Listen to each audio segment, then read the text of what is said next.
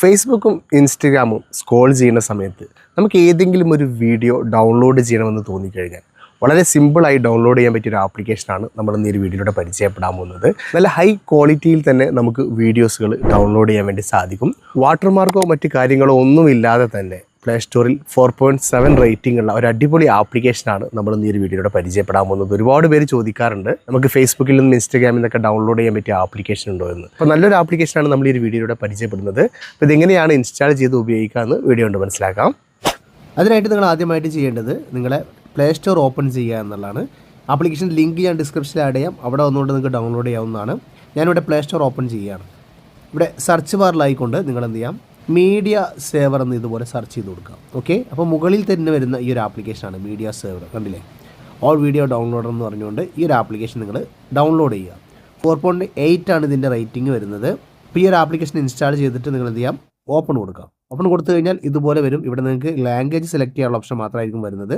Save കൊടുക്കാം, നിങ്ങൾക്ക് language English ആണ് ഇംഗ്ലീഷ് കൊടുക്കാം. ഓക്കെ, ഓപ്പൺ കൊടുത്ത് പ്രത്യേകിച്ച് പെർമിഷനോ മറ്റു കാര്യങ്ങളൊന്നും ചെയ്യേണ്ട ആവശ്യമില്ല. ഇനി നിങ്ങൾക്ക് ഏത് വീഡിയോ ആണ് വേണ്ടത് നിങ്ങൾ സെലക്ട് ചെയ്യുക. ഞാൻ ഇവിടെ ഇൻസ്റ്റഗ്രാമിൽ ഒരു വീഡിയോ ഡൗൺലോഡ് ചെയ്യുകയാണ്. നിങ്ങൾ ഇൻസ്റ്റഗ്രാം ഓപ്പൺ ചെയ്തിട്ട് നിങ്ങൾക്ക് ഏത് വീഡിയോ ആണ് ഡൗൺലോഡ് ചെയ്യേണ്ട ഒരു വീഡിയോ നിങ്ങൾ ഓപ്പൺ ആക്കുക.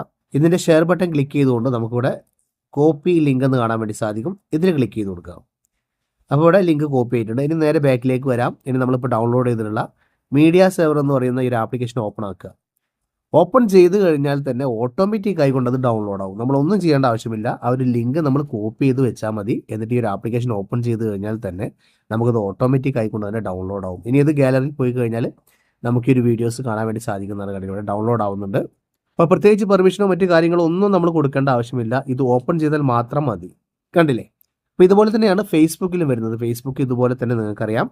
ഫേസ്ബുക്ക് ഓപ്പൺ ചെയ്തു, ഞാൻ റീൽ ഓപ്പൺ ചെയ്തു. ഇവിടെ ഷെയർ ബട്ടൺ കാണാൻ വേണ്ടി സാധിക്കും. ഇതിൽ ക്ലിക്ക് ചെയ്ത് കൊടുക്കുക. ഇവിടെ നിങ്ങൾക്ക് സൈഡിലേക്ക് പോയി കഴിഞ്ഞാൽ കോപ്പി ലിങ്ക് എന്ന് കാണാൻ വേണ്ടി സാധിക്കും. ഇതിൽ ടച്ച് ചെയ്ത് കൊടുക്കുക. ഇവിടെ ലിങ്ക് കോപ്പി ആയിട്ടുണ്ട്. നേരെ ബാക്കിലേക്ക് വരാം. ഇനി നിങ്ങൾ ഈ ഒരു മീഡിയ സേവർ ഒന്ന് ഓപ്പൺ ആക്കിയാൽ മതി. ഡൗൺലോഡായി. വളരെ സിമ്പിളാണ്. നമ്മൾ പ്രത്യേകിച്ച് ഒന്നും ചെയ്യേണ്ട. ഒരുപാട് പേര് ഇതുമായി ബന്ധപ്പെട്ട സംശയങ്ങൾ ചോദിക്കാറുണ്ട്. ഇതുപോലെ ആഡുകളൊക്കെ വരുന്ന സമയത്ത് നിങ്ങളത് ക്യാൻസൽ ചെയ്ത് കൊടുത്താൽ മതി. നിലവിൽ ഇത് ഫ്രീ ആയിട്ട് നമുക്ക് ഉപയോഗിക്കാൻ വേണ്ടി സാധിക്കുന്നതാണ്.